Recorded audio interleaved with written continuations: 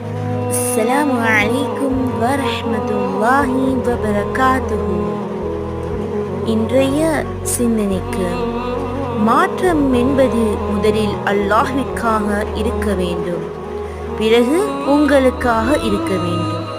மற்றவர்கள் என்ன நினைப்பார்கள் என்று ஒரு நாளும் நாம் மாறக்கூடாது. இன்னும் பிரச்சனைகளை பெரிய விடயம் ஒன்றாக பார்க்காதீர்கள், தூக்கி எறியும் கல்லாக பாருங்கள். அதை அவ்வாறு அணுகும் போது அது பிரச்சனையாக விளங்காது.